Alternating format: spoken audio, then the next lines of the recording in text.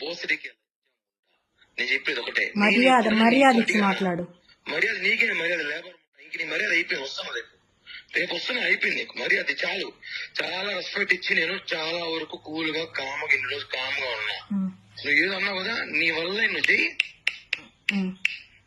నేనేదో చూపిస్తా. వస్తున్నా, రేపే వస్తున్నా. ఏం చేస్తావు? ఏం చేస్తానా, వచ్చి మాట్లాడతా.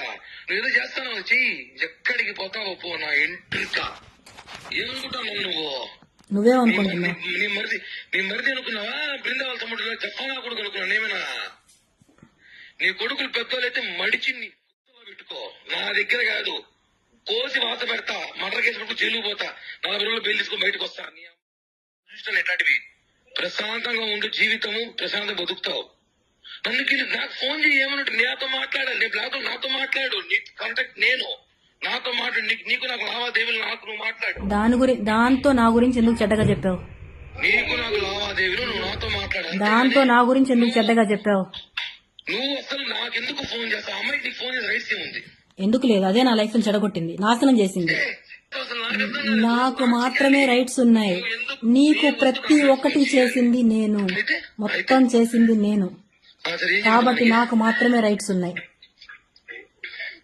నిన్ను అడగడానికి రైట్స్ మాత్రం నాకు మాత్రమే ఉన్నాయి. కిరణ్, ఎందుకు నా లైఫ్ నాశనం చేసినావు? ఎందుకు నన్ను కొట్టలేదా? దానివల్ల నన్ను గాయపరచలేదా? కొట్టలేదా? ఎందుకు కొట్టా అంటే నువ్వు ఓవర్ యాక్షన్ చేసినావు కాబట్టి, నా విషయం, నా పర్సనల్ లైఫ్ విషయం ఓవర్ యాక్షన్ చేసినావు కాబట్టి నేను కొట్టా. ఇంతవరకు నువ్వు కిరణ్ ఒక లాగా చూస్తావు, ఈ రోజు ఒక లాగా చూడబోతున్నావు. పిటే ఇంకా నీ వల్ల ఏం చేసుకో. నేను చాలా కామ్ గా ఉన్నా, చాలా కూల్ గా ఉన్నా.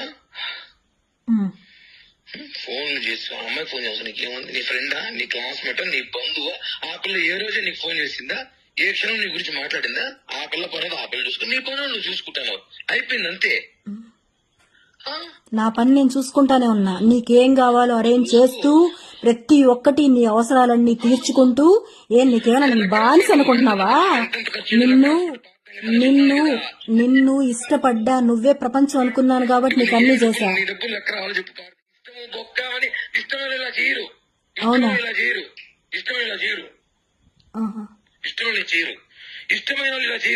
ఇలానే చేస్తారు.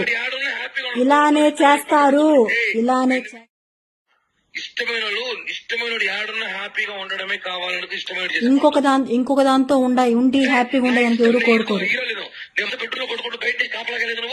కాపలా నేను మానసుడు, నువ్వు బయట కాపలా వేస్తాను. నువ్వు మీ ఇంటి పక్కన కూర్చున్నాను, నీకు తెలియదు? అప్పుడు ఏడ్చుకుంటూ కూర్చునేదాన్ని,